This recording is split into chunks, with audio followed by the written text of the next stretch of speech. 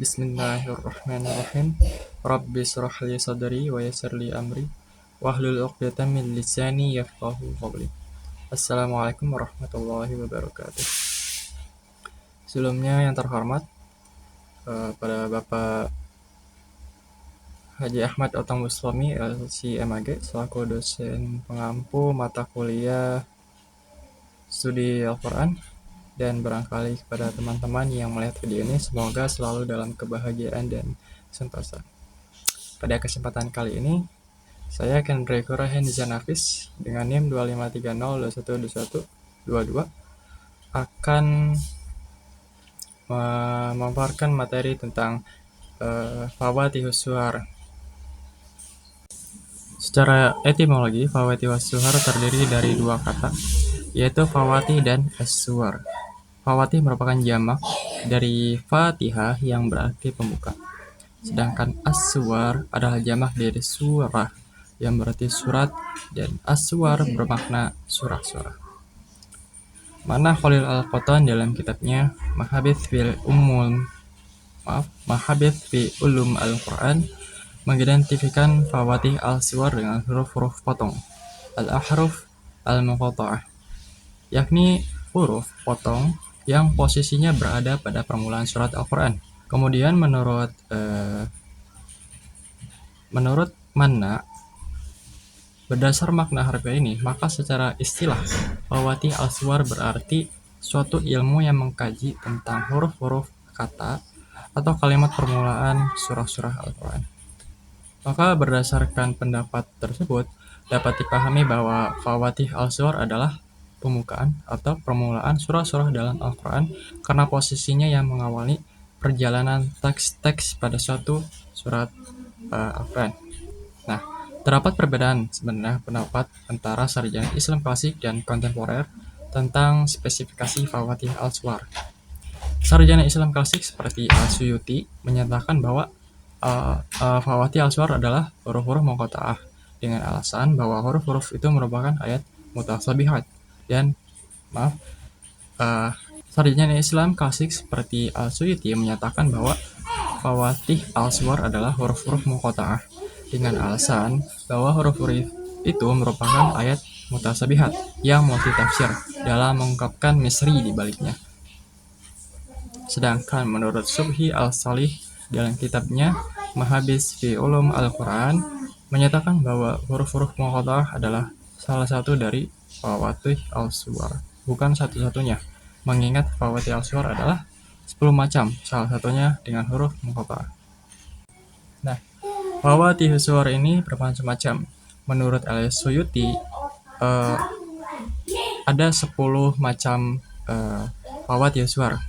Di antaranya yaitu yang pertama, berupa pujian, Athani alaihi ta'ala.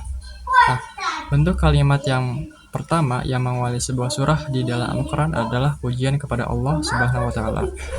Yang pertama adalah menetapkan sifat-sifat terpuji Allah melalui level tertentu, seperti lafaz hamdalah yang muncul dalam 5 surat, yaitu Al-Fatihah, Al-An'am, Al-Kahfi, Saba, dan Fatir. Lafaz hamdalah di setiap awal surahnya memiliki kandungan makna tentang keimanan kepada Allah Subhanahu wa Ta'ala lewat ciptanya yang terdapat pada surah Al-An'am dan Al-Kahfi, serta pengajaran keimanan tentang kitab yang diturunkan oleh Allah pada surah Al-Kahfi, dan keimanan akan percaya terhadap hari akhir yang terdapat pada surah Saba. Kemudian yang kedua yaitu berupa penggunaan huruf hijaiyah sebagai pujian. Fawatih Al-Suwar berupa huruf tahaji yang paling banyak di dalam Quran. Jumlah surah yang diawali dengan huruf tahaji atau disebut juga huruf muqatta'ah ada 29 surah. Di antaranya yaitu Al-Baqarah, Ali Imran, Al-A'raf, kemudian Yunus, surah Hud, Yusuf, Ar-Ra'd, Ibrahim, Al-Hijr, kemudian ada Maryam, Toha, Asy-Syu'ara, An-Naml, Al-Qasas, Al-Ankabut, Ar-Rum, kemudian ada surah Luqman, As-Sajdah, Yasin. Lanjut lagi ada surah Shad, Ghafir, Fussilat, Asy-Syura, Az-Zukhruf, Ad-Dukhan, Al-Insyirah, Al-Ahqaf, Qaf, dan Al-Qalam. Kemudian yang ketiga, fawaatihus suwar berupa penggunaan seruan. Nida berarti panggilan. Nah, biasanya untuk memanggil seseorang, maka kita menggunakan huruf-huruf nida. Huruf nida yang paling populer digunakan adalah huruf ya. Huruf ya di sini sering digunakan Al-Quran untuk memanggil orang yang diajak berbicara, mukhatab. Nah, surah-surah yang diawali dengan nida jumlahnya ada 10. 5 surah berupa panggilan kepada Rasulullah, sedangkan 5 sisanya berupa panggilan kepada umat beliau. Berikut adalah surah-surah yang diawali dengan nida. Pertama itu ada Al-Ahzab, kemudian ada At-Talaq, At-Tahrim, Al-Muzammil, Al-Mudaththir, kemudian ada An-Nisa, Al-Maidah, Al-Hajj, Al-Hujurat, dan yang terakhir adalah Al-Mumtahanah. Kemudian yang keempat, fawaatihus suwar berupa penggunaan kalimat berita. Nah, jumlah khabariyah adalah kalimat berita yang bisa mengandung kebenaran atau kebohongan. Kalimat berita ini bentuknya bisa berupa jumlah fi'liyah, bisa juga jumlah ismiyah. Surah yang diawali dengan jumlah khabariyah di dalam Al-Quran berjumlah 23 surah, yaitu ada surat Al-Anfal, At-Taubah, An-Nahl, Al-Anbiya, Al-Mu'minun, An-Nur, Az-Zumar, kemudian ada surah Muhammad, Al-Fatih, Al-Qamar, Ar-Rahman, Al-Mujadalah, Al-Haqqah, Al-Ma'arij, Nuh, Al-Qiyamah, Al-Balad, Abasa, Al-Qadar, Al-Bayyinah, Al-Qari'ah, At-Takatsur, dan Al-Kautsar, surat Al-Kautsar.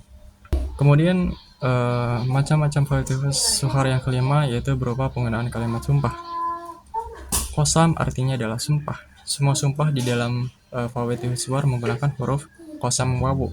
Cabang ilmu yang mempelajari tentang sumpah-sumpah di dalam Al-Quran disebut dengan ilmu aqsam Al-Quran. Ada 3 unsur penting yang harus ada dalam suatu qasam. Ketiga unsur tersebut adalah adat al-qasam, muqsam bih, dan muqsam alaihi. Adat al-qasam adalah alat yang digunakan untuk bersumpah. Yang masyhur biasanya menggunakan huruf qasam, yaitu ba, ta, dan wawu. Sedangkan muqsam bih adalah kata yang jatuh setelah adat al-qasam yang berfungsi sebagai sesuatu yang digunakan sebagai wasilah untuk bersumpah. Dan muqsam alaihi adalah sesuatu yang disumpahi. Surah-surah yang diawali dengan sumpah adalah sebagai berikut, yaitu ada surah As-Saffat, Ad-Dzariyat, ada surah At-Tur, An-Najm, Al-Mursalat, An-Nazi'at, dan Al-Buruj. Kemudian ada At-Tariq, Al-Fajr, Asy-Syams, Al-Lail, Ad-Duha, At-Tin, Al-Adiyat, dan Al-Asr. Yang keenam yaitu berupa penggunaan kalimat syarat. Syarat adalah kalimat yang membutuhkan jawaban maka. Menurut Abdul Haris dalam teori dasar nahwu dan sarf tingkat pemula, ketika membahas tentang syarat, maka ada 3 unsur yang perlu diperhatikan, yaitu adat asyarti, fi'alu asyarti, dan jawab asyarti. Untuk mengetahui sebuah kalimat itu termasuk syarat atau bukan, maka kita harus mengenal adat asyarti. Nah, di antara macam-macam adat asyarti adalah sebagai berikut. Seperti inna, kemudian innama, kemudian ada lau, ada laula, lauma, ada amma, lamma, man, ma, mahma, ayyun, kemudian ada kaifama, ada aina, ayyana, anna, mata, kemudian ada idza, dan haitsuma. Dalam Al-Quran, surah-surah yang diawali dengan syarat berjumlah 7 surah. Nah, kesemuanya didahului dengan adat asyarti, idza. Berikut daftar surah yang diawali dengan syarat, itu ada Al-Waqi'ah, ada Al-Munafiqun, ada At-Takwir, kemudian ada Al-Infitlar, ada Al-Insyiqaq, Az-Zalzalah, dan yang terakhir ada An-Nasr. Kemudian yang ketujuh berupa penggunaan kalimat perintah.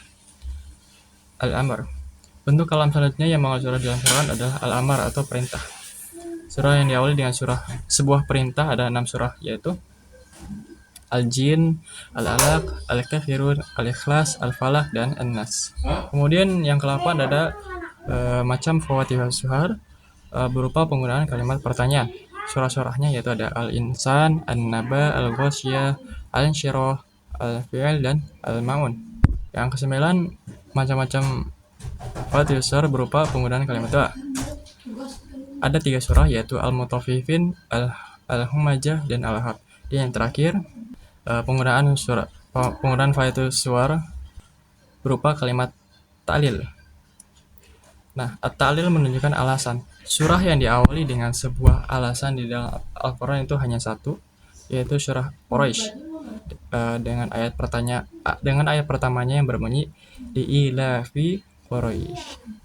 Nah, li'ilafi Quraisy ini menunjukkan alasan tentang masyarakat tentang suku Quraisy yang pada saat itu berdagang. Selanjutnya yaitu makna dibalik Fawatihus Suwar.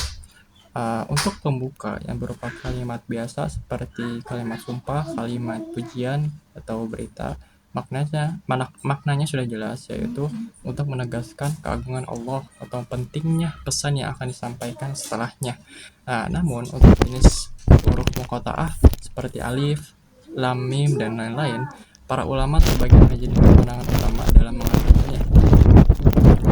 Pertama itu pandangan tafwid, di mana mereka menyerahkan maknanya kepada Allah. Sebagian ulama termasuk kalangan salaf berpendapat bahwa huruf-huruf ini termasuk ayat mutasyabihat yang rahasia maknanya hanya diketahui oleh Allah Subhanahu wa taala. Kemudian yang kedua itu ada pandangan ta'wil, di mana mereka justru mencari makna. Sebagian ulama lain mencoba menggali isyarat di baliknya. Ada yang berpendapat itu adalah nama-nama Allah, kemudian nama surah atau sarana untuk menarik perhatian pendengar. Dan peran atau fungsi Fawatihus Suwar tidak diletakkan begitu saja tanpa tujuan. Ada peran psikologis, sastra, dan teologis yang sangat besar di balik penempatan kalimat pembuka ini. Yang pertama, peran Fawatihus Suwar itu menarik perhatian, tanbih al-sami'in. Masyarakat Arab jahiliyah pada masa turunnya Al-Quran seringkali sengaja membuat kegaduhan agar ayat-ayat Al-Quran tidak terdengar. Ketika mendengar kombinasi huruf asing yang tidak biasa digunakan dalam percakapan sehari-hari, seperti alif lam mim atau kaf, ha, ya, ain, shad, perhatian mereka secara psikologis akan langsung tercurah karena penasaran. Kemudian peran yang kedua yaitu mukjizat, tantangan, tahaddi. Hampir setiap kali surah diawali dengan huruf muqatta'ah, ayat berikutnya pasti langsung membahas tentang keagungan kitab Al-Quran, seperti alif lam mim, dzalikal kitabu la raiba fiih. Allah ingin menegaskan bahwa Al-Quran ini disusun dari huruf-huruf hijaiyah yang sama dengan yang kalian gunakan sehari-hari untuk bersyair. Jika kalian mengira ini buatan Nabi Muhammad, cobalah buat yang serupa dengannya. Nyatanya tidak ada yang mampu menjawab tantangan tersebut. Kemudian peran yang ketiga yaitu sebagai penegas urgensi tema surah. Gaya pembuka seperti sumpah, qasam, atau kalimat syarat berfungsi sebagai alarm penanda.